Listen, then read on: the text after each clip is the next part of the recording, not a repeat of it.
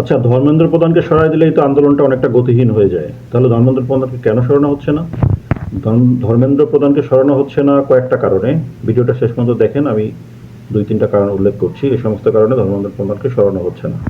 প্রথম কারণ হচ্ছে, কাউকে সরিয়ে দেয়া ডিজাস্টারের জন্য এটা নরেন্দ্র মোদী বা বিজেপির বুকে নেই বা চ্যাপ্টার্সে নেই। যেমন ধরেন, রেলের একটা ডিজাস্টার হয়েছিল, যার কারণে রেলমন্ত্রী অশ্বিনী বৈষ্ণবকে সরিয়ে দেওয়া হয়নি। অ্যাপিস্টিন ফাইলে নাম আসছে হরদীপ সিংয়ের, তাকে সরিয়ে দেওয়া হয়নি। সো ধর্মেন্দ্র প্রধানকে সরানো হচ্ছে না, এটা একটা কারণ। এগুলো নিয়ে তারা they are not bothered about that, this is not their headache. এখন যদি ধর্মেন্দ্র প্রধানকে সরিয়ে দেওয়া হয়, তাহলে অপোজিশন ঘাঁটিতে একটা মেসেজ যাবে যে না, নরেন্দ্র মোদী দুর্বল হয়ে গেছে, তাহলে আন্দোলন আরও চাঙ্গা হইতে পারে। সো এই রিস্কটা সে নিবে না। ২ নম্বর কারণ হচ্ছে, এই যে ধর্মেন্দ্র প্রধান খুবই ইনফ্লুয়েন্সিয়াল। উনি হচ্ছে ওডিশা আর বিহারের রাজনীতিবিদ। সো বিহার আর ওডিশাকে কন্ট্রোল করার জন্য ধর্মেন্দ্র প্রধানকে দরকার। কেন দরকার? Because he is tasted and proven in Bihar এবং ওডিশা।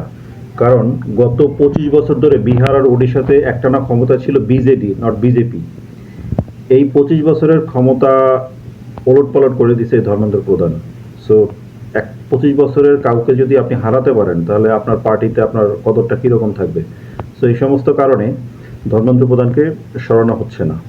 আর এগুলা বিজেপি কখনোই করে না, অর্থাৎ তারা এত সহজে নমনীয় হয় না। গত ১২ বছরে নরেন্দ্র মোদীর শুধু ৬-৭টা আন্দোলনের মধ্যে একটা আন্দোলনেই পিছু হটছে, আর কোনো আন্দোলনে পিছু হটে নাই।